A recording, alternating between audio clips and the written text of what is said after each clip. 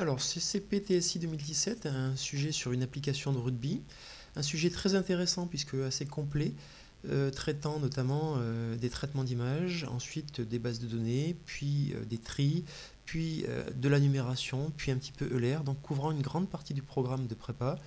La difficulté était de voir les questions qui étaient faciles, il y en avait au début et à la fin du sujet, et des questions plus difficiles comme le traitement d'images par exemple.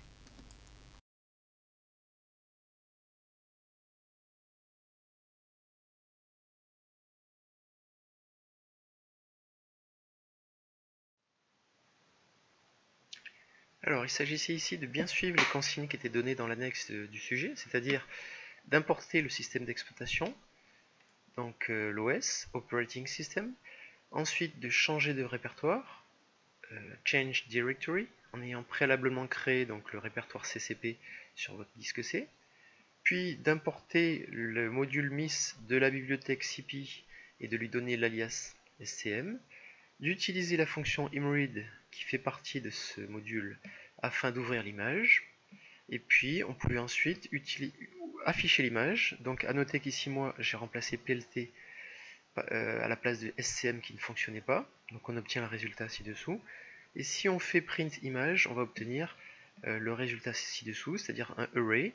À noter qu'il faut absolument que l'image que vous ayez fait, que vous avez enregistrée dans un logiciel de dessin soit sur 24 bits et non sur 256 couleurs, afin que vous ayez 3 fois 8, 3 octets pour chaque pixel.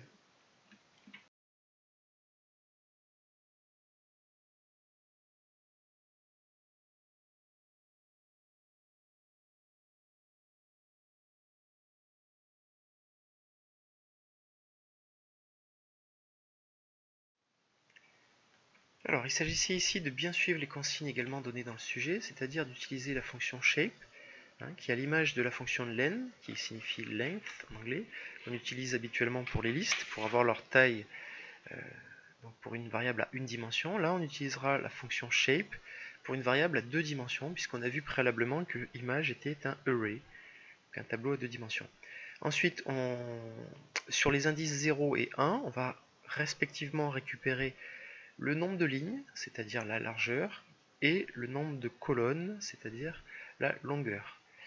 Ensuite, pour afficher, par exemple, c'est ce qu'on nous demandait ici, on nous demandait la longueur fois la largeur, on va utiliser du texte, et puis plutôt que d'intervertir des guillemets, des virgules, des variables, des guillemets, des virgules, des variables comme on fait habituellement, quand on va vouloir mettre une variable à l'intérieur d'un texte, on va utiliser le symbole %. Donc à chaque fois qu'on met %, ça veut dire qu'on met une variable. Donc on va écrire notre texte avec les %, on va fermer avec des guillemets, et puis ensuite on va mettre % entre parenthèses, et dans l'ordre d'apparition dans votre texte, vous allez avoir la première variable. Donc cette variable-là va aller ici, et puis cette variable-là va aller ici. Ensuite, le D et le F, c'est simplement pour afficher le format que vous souhaitez. Si vous souhaitez du décimal, vous mettez D, comme ici je vais avoir 611 et puis 419. Si vous voulez du réel, vous allez mettre F, comme ici. Bon, bien sûr c'était inutile, mais c'était pour l'exemple. Vous allez avoir un réel, et même chose ici. Pourquoi on peut rajouter également une autre option, mais le point 2 ou le point 3, on voit que ce sont des petites options qui permettent de rajouter le nombre de valeurs après la virgule. Ici 2 et ici 3. Là, j'ai simplement rajouté pour l'exemple, ça n'était pas demandé, l'affichage d'un pixel de coordonnées 200 et 50.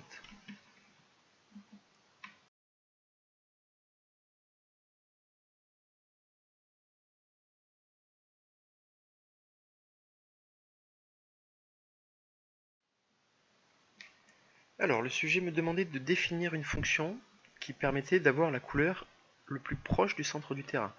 Donc déjà, il ne fallait pas prendre une couleur qui était ici, il fallait bien comprendre que le sujet demandait explicitement de travailler autour du centre du terrain. Donc pour ça, on définissait une fonction qu'on appliquait à une image en règle générale. Ensuite, on récupérait la valeur du pixel, donc image avec l'indice de la ligne et de la colonne. La ligne correspondait à quoi? La largeur ici divisée par 2. D'accord. Et puis la colonne correspondait à la longueur divisée par 2. La longueur divisée par 2. Ensuite, il faut noter bien sûr qu'on prenait la partie entière, puisque moi par exemple j'avais 419 pixels, je ne peux pas lui dire que ça fait 209,5, c'est pas possible. Donc je prends la valeur entière, de manière à ce qu'il choisisse une 209 ou 210, et puis je me décale sur l'axe ici, afin de ne pas tomber sur la ligne blanche, je me décale de manière comment dire, choisie de 10 pixels. Je retourne la valeur correspondant à ce pixel.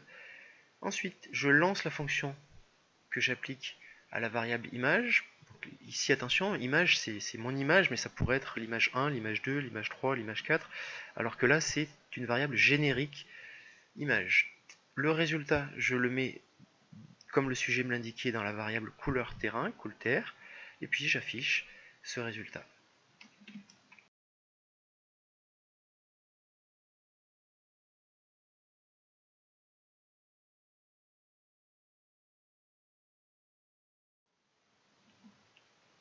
Alors, le sujet me demandait le type de la variable couleur terrain. Donc il s'agissait ici d'une matrice array à une dimension. Je ne sais pas si la réponse en disant que c'était une liste aurait été acceptée ou pas. En tout cas ici il s'agit plutôt d'une matrice à une dimension. Le nombre de bits nécessaires pour coder une couleur, on voit que le rouge, vert et bleu sont codés sur 256 valeurs, donc comprises entre 0 et 255, soit sur 8 bits. Et donc on a 3 fois 8 bits, 3 octets, donc 24 bits au total.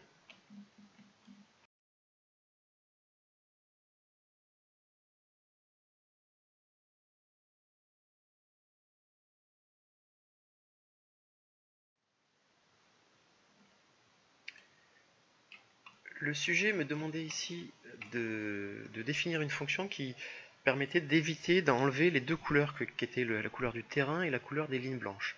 Donc il s'agissait simplement de définir une fonction maillot qu'on appliquait à notre image, et puis on définissait les deux couleurs interdites, c'est-à-dire la première c'était la couleur du terrain, donc on lançait à l'intérieur de maillot, on lançait la fonction coolImage qu'on a fait précédemment, et puis on définissait la couleur blanc, qui je rappelle est la somme de toutes les couleurs, donc du coup on a toutes les couleurs rouges, toutes les couleurs vertes, toutes les couleurs bleues, et puis ensuite on retournait la liste comportant ces deux valeurs, on lançait la fonction simplement maillotImage à l'extérieur.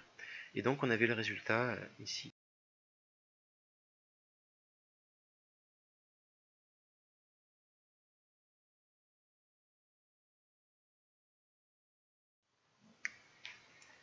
Alors question difficile mais qui est vraiment très classique et puis qui permet de faire la différence dans les concours. Il s'agit d'appliquer un filtre à une image. Donc une image c'est quoi? C'est un tableau à deux dimensions avec un certain nombre de lignes, NB lignes et NB colonnes. Alors quand on dit qu'on applique un filtre, en fait c'est comme si on avait une application linéaire du type A1x plus B1y plus C1z, A2x, etc. Donc on applique cette application linéaire à une partie de l'image, donc l'idée c'est de la faire balayer toute l'image. Comment on fait concrètement? En fait on fait le produit matriciel de cette matrice fois cette matrice là. Qu'est-ce qu'on fait? On obtient donc des valeurs, par exemple ici val1 c'est le résultat de cette ligne fois cette colonne, val4 c'est le résultat de cette ligne fois cette colonne, etc. Donc on réalise le produit matriciel et on obtient des valeurs, et en fait ce qu'on fait c'est qu'on additionne toutes ces valeurs pour avoir la valeur du pixel central. Et donc on a tout un tas d'effets qui vont être possibles, par exemple ici le flou ou le filtre moyenneur. Alors après, une fois qu'on a compris ça, c'est le plus difficile. Après on définit la fonction avec comme argument le filtre et la matrice ou l'image à laquelle on veut l'appliquer. On récupère la taille du filtre. Ici c'est un filtre carré, donc ça va être 3. Ensuite on récupère le nombre de lignes et le nombre de colonnes comme on l'a vu tout au début du sujet. Puis on commence à dupliquer l'image B, parce qu'évidemment on ne va pas travailler sur cette image, mais on va en créer une nouvelle. Donc on duplique cette image avec la fonction copy. Et puis ensuite, une petite complication, c'est qu'en fait, on s'aperçoit que pour traiter un pixel, pour pouvoir faire le produit matriciel de ça par une partie de l'image, il faut qu'autour du pixel concerné, on ait suffisamment de pixels concernés. Si par exemple on traite ce pixel, on voit bien qu'il manque des pixels sur la gauche, et donc on ne pourra pas appliquer ce filtre. Donc ici, qu'est-ce qu'on fait? On fait la division entière par 2 du notre filtre, Par exemple, pour un filtre de taille 3, on va trouver 1. Pour un filtre de taille 5, on va trouver 2. Ça signifie que pour un filtre de taille 3, on aura besoin d'un pixel tout autour du pixel IJ. Pour un filtre de taille 5, on aura besoin de 2 pixels tout autour du pixel IJ. Et donc c'est tout un tas de pixels qu'on ne va pas traiter lorsqu'on va balayer l'image. Donc une fois qu'on fait ça, on crée deux boucles, I qui parcourt le nombre de lignes, J qui parcourt le nombre de colonnes, en veillant bien donc à ne pas traiter ces pixels dont on a parlé tout à l'heure. Donc par exemple ici on part de bordure, c'est-à-dire 1, et on s'arrête à nombre de lignes moins 1, voilà, pour ne pas traiter les bordures. Pareil pour les colonnes. Ensuite, qu'est-ce qu'on fait? On extrait une partie de l'image. Donc pour ça, qu'est-ce qu'on fait? On prend une partie de l'image, à l'image un petit peu de ce qu'on faisait sur les listes ici. Vous voyez qu'on avait une liste, et quand on voulait prendre une partie de la liste, on indiquait l'indice de début, l'indice de fin, mais qui n'était pas compris. C'est la même chose pour les matrices à deux dimensions. Donc pour connaître le nombre de lignes qu'on sélectionne, on va prendre de i moins bordure, c'est-à-dire de i moins 1, à i plus 1 plus 1, c'est-à-dire i plus 2, mais concrètement, i plus 2 sera exclu, donc ce sera de i moins 1 à i plus 1. Et pareil pour les colonnes qu'on va sélectionner, de j-1 à j plus 1, j plus 2, mais j. Et ça correspondra bien à cette zone-là concernée.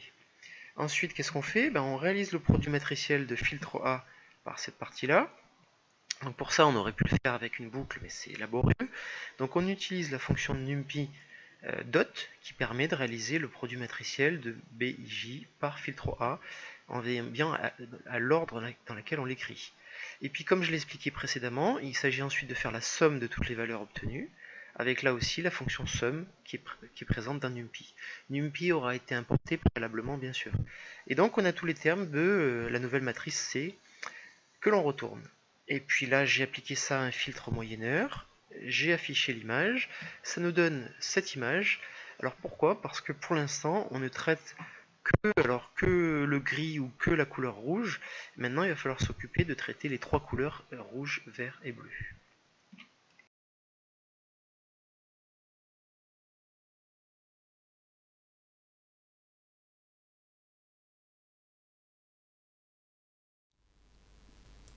Alors sur cette question, très peu de choses changent par rapport à la question précédente. Simplement, on va répéter 3 fois l'opération de filtrage, de produit matriciel. Donc on retrouve la boucle I, la boucle J pour parcourir toute l'image, et on retrouve un indice K qui va correspondre à l'indice de la couleur. Donc on réextrait la matrice BIJ, on réalise à nouveau le produit matriciel. Simplement ici, on va trouver I, J et K. Donc K, quand il sera égal à 0, ce sera le rouge, quand il sera égal à 1, ce sera le vert, et quand il sera égal à 2, ce sera le bleu. On applique le filtre et on obtient cette fois-ci, sur cette image de stade, une application du filtre aux 3 couleurs.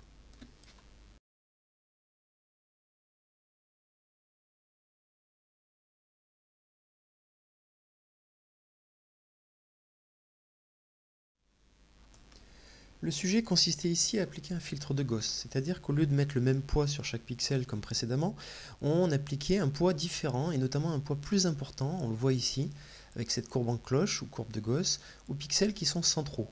Plus on s'éloigne du centre, moins les pixels ont d'importance. Et cela dans les deux directions, sur l'axe vertical et sur l'axe horizontal. Cela correspond à la fonction à deux variables x et y, où x et y sont les distances par rapport au pixel central. Donc là, voilà, moins 1, moins 2, plus 1, plus 2. Le sujet consistait à renvoyer cette matrice. Donc il nous proposait une ébauche de programme. Et toute la difficulté, c'était de voir qu'en fait, on ne raisonnait pas de 0 à 5, de 0 à 4, mais de moins 2 à 2. Encore une fois, x et y étant les distances par rapport au pixel central.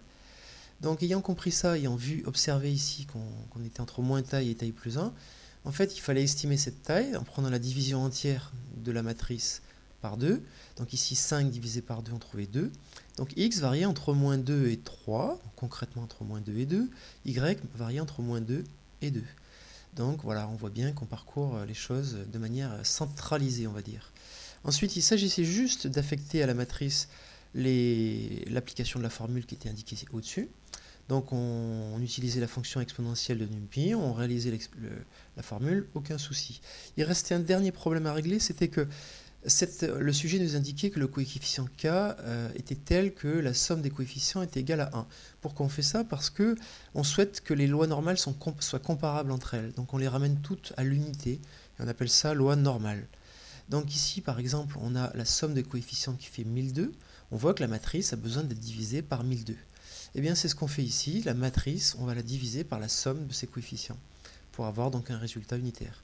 J'ai appliqué ce filtre de flou gaussien de taille 5 avec un sigma de 0,9 et on obtient le résultat suivant.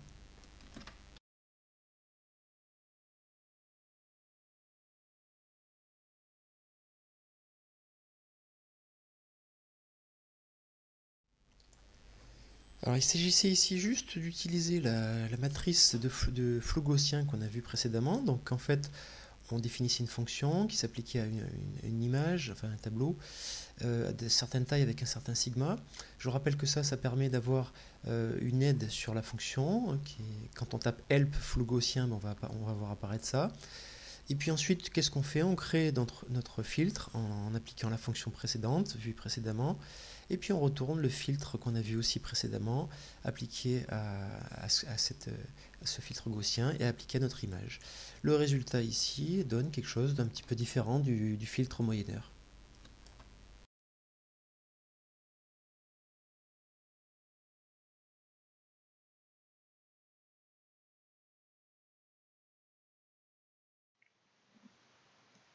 Le sujet proposait ici de réaliser des statistiques à partir de résultats. Donc en abscisse, il souhaitait mettre les joueurs, le numéro des joueurs, et en ordonnée, il souhaitait mettre une stat parmi celles-là. Donc c'était pas demandé dans le sujet d'écrit, mais il fallait, moi ici, j'ai créé une matrice de résultats, donc à 2 dimensions. Sur chaque ligne, on trouve, donc sur la première ligne, on trouve le numéro du joueur, le nombre d'essais, le nombre de passes réussies, donc pour le premier joueur, pour le deuxième joueur, pour le troisième joueur, etc. Ici, moi j'ai 6 joueurs. Et il proposait ensuite, du coup, pour ces stades, d'extraire 2 listes, cette fois-ci, donc pas 2 matrices, 2 listes, une pour les abscisses, une pour les ordonnées. Donc par exemple, si on prend pour les abscisses, on aurait pu classiquement, traditionnellement, faire une boucle dans laquelle on parcourt la longueur de la matrice et on remplit une liste d'abscisses qui comporte donc le résultat de i, c'est-à-dire pour la première ligne, pour la deuxième ligne, pour la troisième ligne, pour la quatrième ligne. A noter qu'ici, les indices pour une matrice à 2 dimensions se mettent sous cette forme, c'est-à-dire entre parenthèses et puis séparés par une virgule.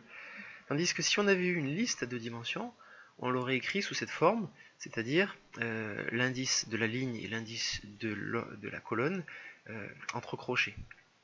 Bon, il est préférable d'utiliser désormais la méthode de la compréhension de liste qui permet à l'intérieur des crochets de créer une boucle directement et justement de rajouter les termes directement. Donc on répète cette opération pour les listes des abscisses. Pour la liste des ordonnées, c'est exactement la même chose.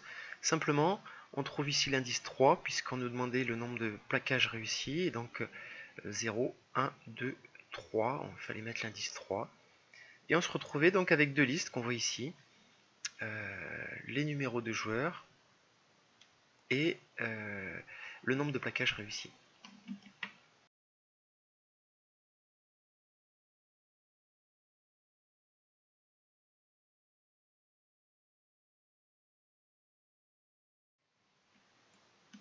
Le sujet proposait ici de réaliser un histogramme à partir des 2 listes qu'on avait créées précédemment, qui comprenaient, je le rappelle, la liste des joueurs et une de leurs stats. Donc on souhaitait réaliser cette représentation. Et finalement ici c'était le plus difficile à comprendre. Donc pour créer les abscisses, en fait il fallait comprendre qu'on allait créer un certain nombre de points en fonction du pas qu'on avait choisi. Ici on avait choisi un pas de 0,1. Donc par exemple le joueur 1 qui a réussi 7 plaquages, finalement ici il fallait enregistrer 70 fois l'abscisse 1, c'est ce qu'on retrouve ici, 70 fois l'abscisse 1, parce que x ne varie pas. Et puis en correspondance, pour les ordonnées, eh bien, il fallait qu'on ait 0,1, 0,2, 0,3, 0,4, etc. C'est ce qu'on retrouve ici. Voilà. Et une fois qu'on avait compris ça, finalement pour le joueur numéro 2 qui avait réussi 4 plaquages, eh bien, il fallait à la suite, sur la liste des abscisses, il fallait rajouter 40 fois la valeur de E. Et puis en correspondance, des valeurs qui repartaient de 0, 0,1, 0,2, 0,3, etc. Donc finalement après c'était pas très difficile, on crée des listes vides, on crée deux boucles imbriquées, une qui parcourait tous les joueurs, à l'intérieur duquel on crée une boucle qui utilisait la fonction arrange, donc il fallait préalablement bien sûr avoir écrit au début de son programme import numpy as np. La fonction range, je rappelle, c'est le début, la fin moins le pas, c'est-à-dire que la fin n'est pas prise en compte, et le pas. Alors c'est l'occasion de rappeler que si on avait utilisé la fonction range, on peut l'utiliser avec le début, la fin et le pas, et ce pas doit être entier. Donc ça fonctionne. Si par contre on écrit le début, la fin et le pas en réel, ça ne fonctionne pas. Ça ne fonctionne pas. Si on utilise la fonction range, début, fin moins le pas, et donc ici de 2 en 2, 0, 2, 4, 6, 8. Et puis si on utilise un pas réel comme c'est le cas ici, ça fonctionne de la même manière. Sauf qu'ici on s'arrêtera à 9,5. La fonction linspace, je rappelle, petite variante, c'est le début, la fin, et non pas le pas, mais le nombre de points qu'on souhaite. Par exemple ici 2 points. Et la fonction linspace avec un pas réel ici ne fonctionne pas. Ensuite donc, une boucle qui parcourt tous les joueurs, une autre boucle qui crée un pas de 0,1. Et puis ensuite, on incrémente notre liste d'abscisses ici et d'ordonnées. Et puis on réalise un tracé avec la liste d'abscisses obtenue, la liste d'ordonnées obtenue, et puis une option ici qu'il ne fallait pas connaître, qui est dans la fonction plot qu'on trouve sur internet. On a tout un tas d'aides qui nous permettent de définir la couleur du trait, le marqueur, etc. On rajoute un label et on obtient donc cette représentation.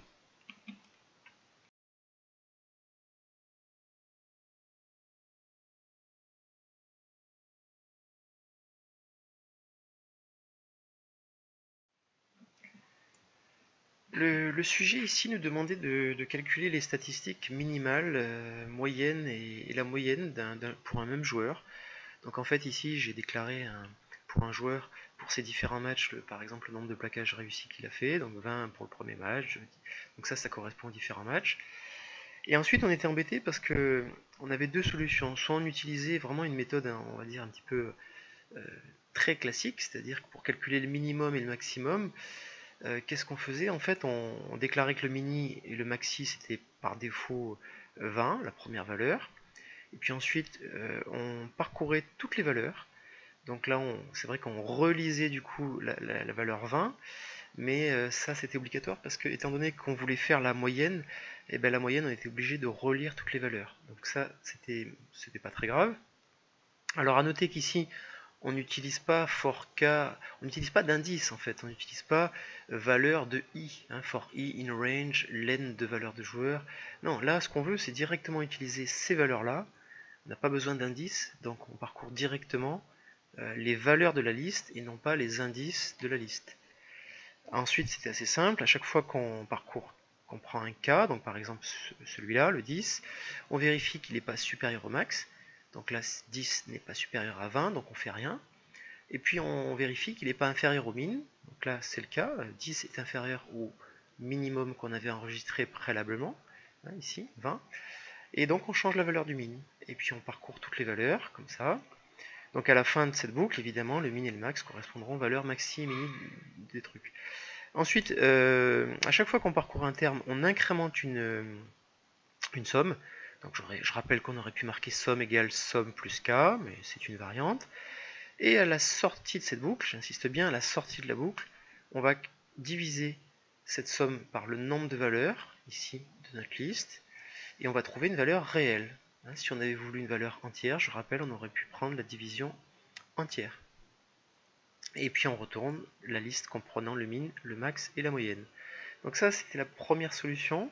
Donc ici, je l'ai lancé, c'est-à-dire que je lance la fonction min, max, moyen de valeur joueur. Je mets tout ça dans la variable statistique joueur. Et puis ensuite, bien sûr, comme c'est une liste, eh bien, si je veux l'imprimer, j'écris du texte. J'intercale à chaque fois que je veux mettre une variable le symbole %. Donc je rappelle que %, donc à la fin du texte, ici, quand je vais écrire % entre parenthèses, et bien cette première variable, elle va aller ici, cette deuxième variable va aller ici, et cette troisième variable, elle va aller ici. Ensuite, j'ai décidé ici de mettre en float, et puis j'ai mis ici un réel, mais avec un point après la virgule, ce qui fait que je vais obtenir 10, 24 et 18.2. Voilà. Et donc, pourquoi je disais qu'on était embêté? Parce que bien sûr, il existe des fonctions toutes faites sur les listes. Donc là, ça c'est une variante dans laquelle on retournait directement le minimum de la liste, le maximum de la liste.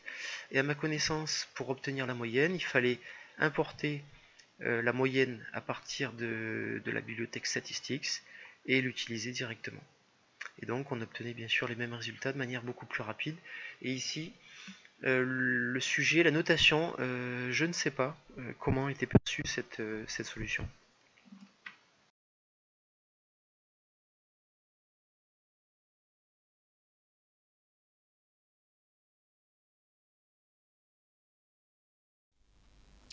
Alors pour le traitement des bases de données, on nous demandait ici les joueurs qui avaient plus de 23 ans et qui avaient une vitesse maximale aérobie de plus de 13 km/h.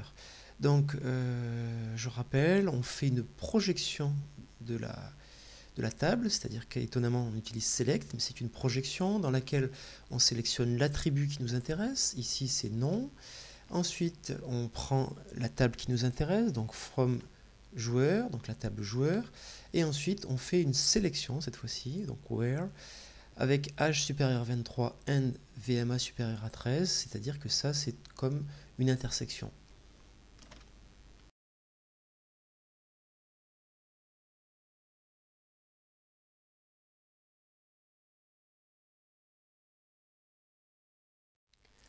Alors la requête numéro 2 qui était demandée, c'était de connaître le nom des clubs qui avaient des joueurs dont le salaire était supérieur à 30 000 euros. Donc à nouveau, on fait une projection de l'attribut nom de la table club. Petite subtilité, on utilise un alias pour la table club puisque on en a besoin par la suite. Et donc on indique que cet alias ici est utilisé. Je crois que c'est facultatif.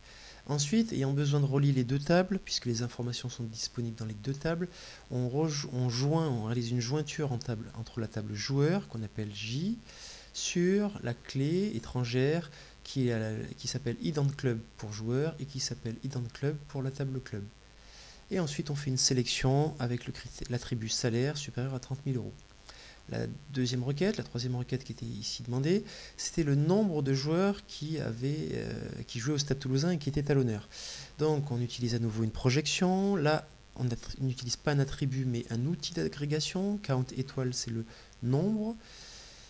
Dans la table joueur, à qui on donne un alias, même chose, on est obligé de réaliser une jointure, donc on rejoint la table club qu'on appelle C, avec l'alias C, sur la clé étrangère qui s'appelle identClub pour la table J et identClub pour la table C, club. Ensuite, on peut réaliser une sélection avec l'intersection de l'attribut nom qui doit être égal à Stade Toulousain et de l'attribut poste qui doit être talonneur.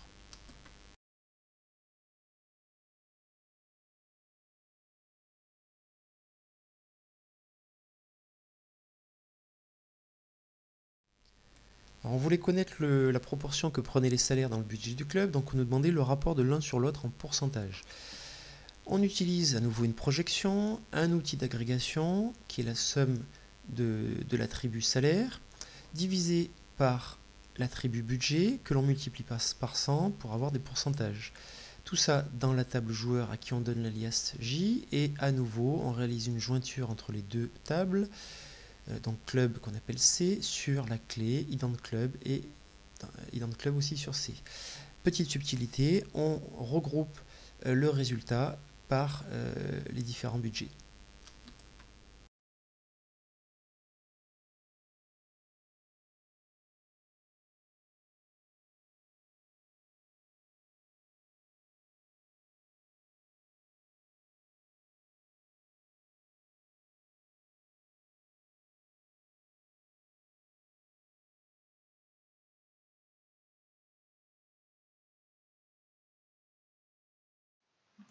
Alors, le sujet ici nous proposait de comparer les joueurs entre eux.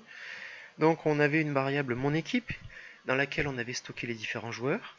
Donc sur la première ligne, on avait le nom, le prénom, le poste, l'âge, et puis les caractéristiques, les performances du joueur. Sur la deuxième ligne de mon équipe, on avait le deuxième joueur, etc. Donc mon équipe, en réponse à la question 16, c'était une liste de listes. Ensuite, on nous demandait de trouver les erreurs dans une procédure de tri qui était proposée. Alors, la première erreur, c'était de voir qu'on avait for i in range list. On n'a pas le droit de mettre ici liste directement. Éventuellement, on aurait pu mettre for i in list. On l'a vu, on peut directement traiter avec les valeurs d'une liste et non pas les indices. Ici, à partir du moment où on utilise range, ça veut dire qu'on cherche un indice, ici à l'intérieur, et l'indice ici, la plage de l'indice, pardon, et la plage de l'indice ici, c'était la longueur de la liste. Alors pourquoi on mettait -1? On va le voir dans la procédure qui est ici.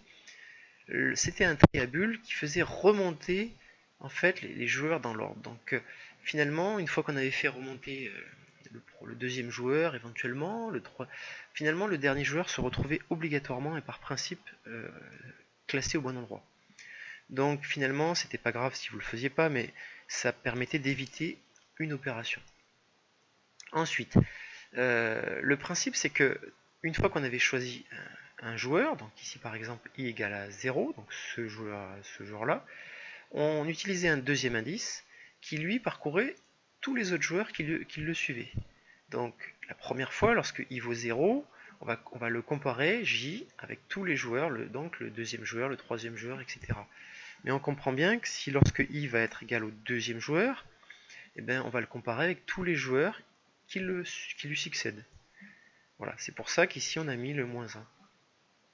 Alors après, l'erreur, elle était où? Elle était que finalement, ici on souhaitait comparer les joueurs sur un critère donné.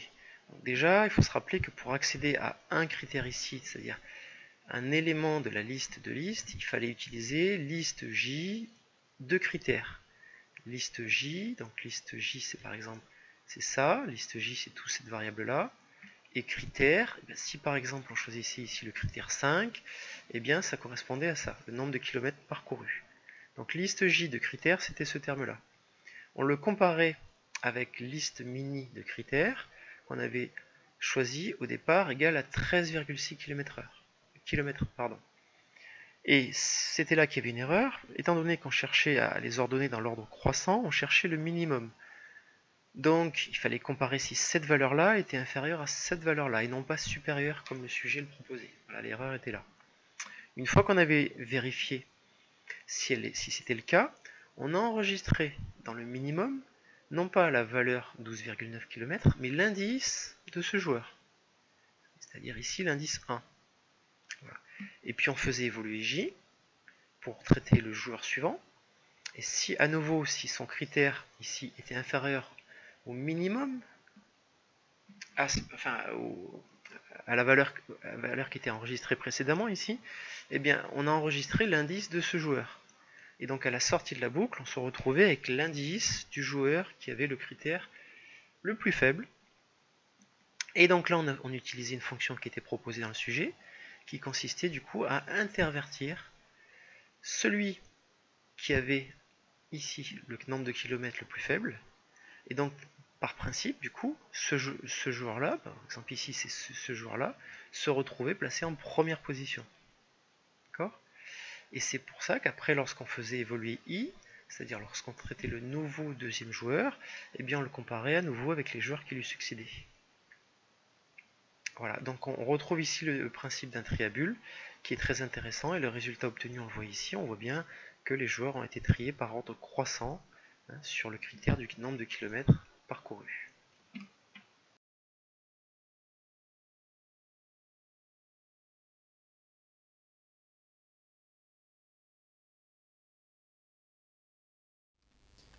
Alors la complexité de la procédure de tri ici, étant donné qu'on avait deux boucles imbriquées l'une dans l'autre, à chaque fois parcourant la liste de taille n, et bien on avait une taille donc dans le pire des cas de n au carré, qui bien sûr, lorsque la taille n augmente, devient très pénalisante.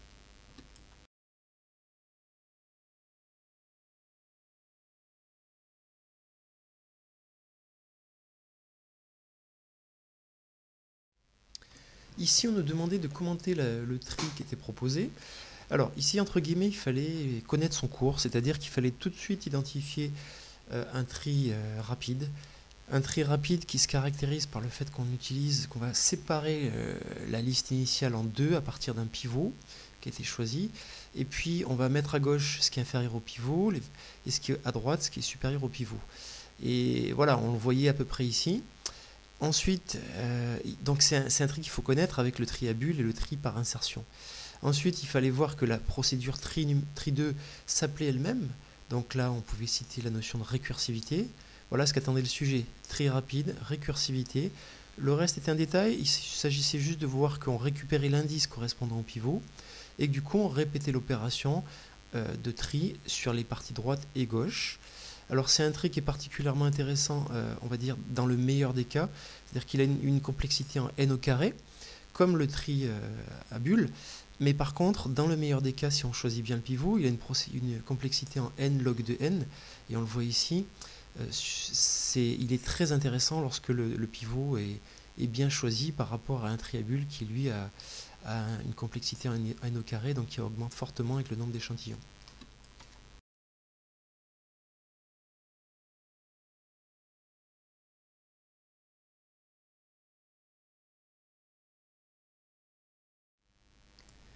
On demandait ici de trier mon équipe en fonction du critère du poids, donc il s'agissait simplement d'appliquer la fonction tri2 à la liste mon équipe, 3 parce que c'était la quatrième colonne, donc l'indice 3 en Python, et ensuite i et j, là qu'on retrouvait ici dans la fonction segment, était le début et la fin.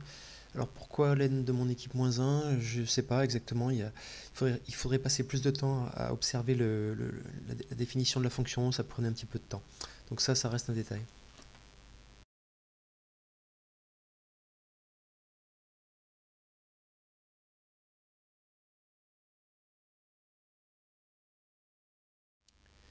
On nous demandait ici de coder 74,25 en binaire, donc pour la partie entière 74, ça correspondait à 64 plus 8 72 plus 2 74, voilà pour la partie entière.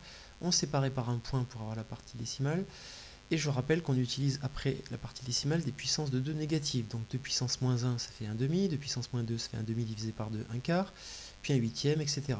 Soit 0,5, 0,25, 0,125. Donc le 0,25 qui était ici se traduisait par un 0 et un 1 ici. Je rappelle que si on avait eu 74,35, on ne peut pas le coder précisément en binaire, puisque le pas suivant est de 0,125, d'où les erreurs d'arrondi. Je rappelle également qu'il existe une norme IEE 754 qui, pour éviter cette notation qui est en fait inutilisable avec un point pour séparer la partie entière de décimale, utilise une mantis et tout un autre système de codage.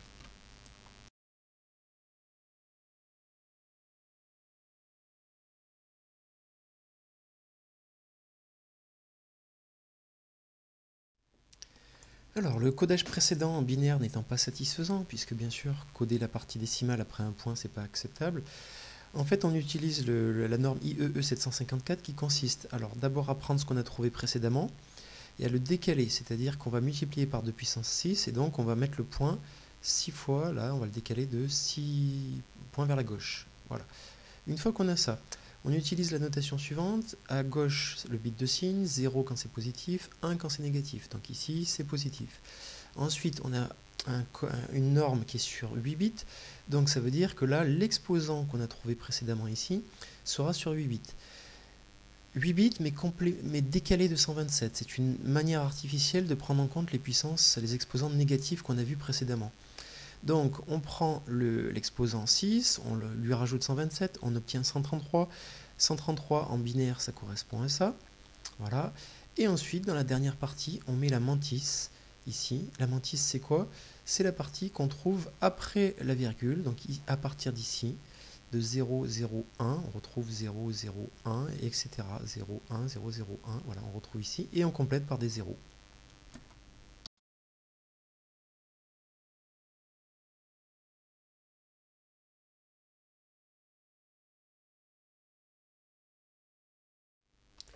Alors, on souhaitait connaître la taille mémoire que représentait le stockage des informations, des 3 informations de 3000 joueurs. Chacune de ces informations étant stockée sur 32 bits, donc en simple précision. On rappelle qu'un octet c'est 8 bits, et qu'un kilooctet, attention, depuis quelques années, la convention c'est de dire que c'est 1000 octets et non pas 1024 avec les puissances de 2. Ensuite, qu'est-ce qu'on fait? Finalement, 32 bits, c'est quoi? C'est 4 octets. Donc on a 3000 joueurs qui ont chacun 3 informations sur 4 octets, on divise par 1000 et on trouve 36 kilooctets, ce qui est très faible. Si on était passé en format double, on aurait eu 72 kilooctets. A noter que lorsque vous utilisez des réels en Python, tout est codé en double précision parce que la différence de stockage n'est pas significative. Bien sûr, les avantages, c'est que si on est en simple précision, on gagne en place mémoire, et puis un petit peu en temps d'exécution, bien sûr, puisqu'on n'est que sur 32 bits. Et inconvénient, bien sûr, on est moins précis, et on traite donc beaucoup moins de nombres flottants.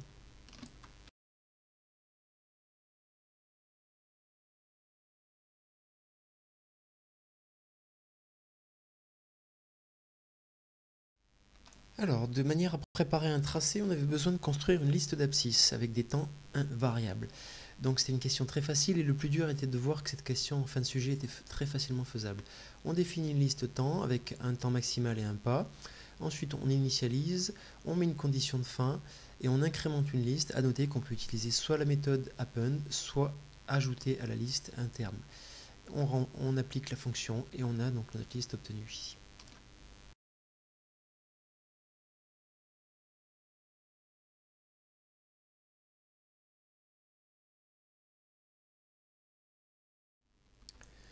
Le sujet nous faisait calculer la liste des ordonnées cette fois-ci, donc qui correspondait à la trajectoire de la balle. Alors pour une équation du premier ordre comme on a là, on connaît la solution qui est la suivante. Donc on nous faisait simplement définir une fonction qui réalisait la liste de ces ordonnées. Ensuite, plusieurs variantes. Soit on déclare une liste S étant un nombre de zéros fois l'n de temps, donc on va avoir autant de zéros que la longueur de la liste d'abscisses. Soit on fait la même chose avec la fonction 0 de NumPy, qui crée donc autant de zéros que l'n de temps. Soit on déclare la liste S vide, et ici il aurait fallu utiliser la méthode append. Ensuite on fait une boucle qui parcourt tout ça, toute la liste des différentes abscisses, et on applique la formule. Voilà l'application de la fonction.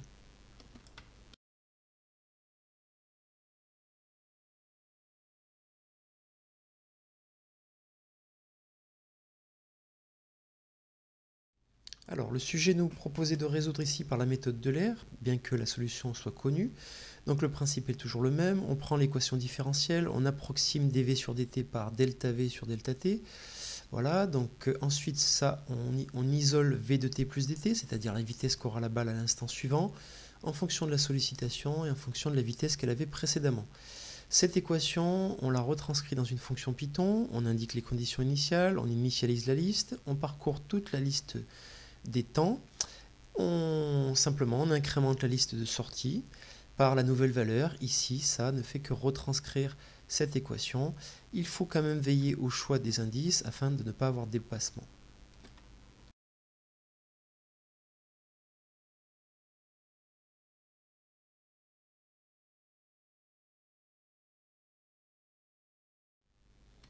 Alors, question également très facile de fin de sujet. Alors, deux manières de faire varier le pas de calcul. Soit on utilise for i in valeur, donc les valeurs on les écrit comme on souhaite. Soit on aurait pu utiliser for i in range, début, fin et le pas. Ensuite, on répète le calcul de la liste des temps en abscisse et le calcul de la solution par Euler.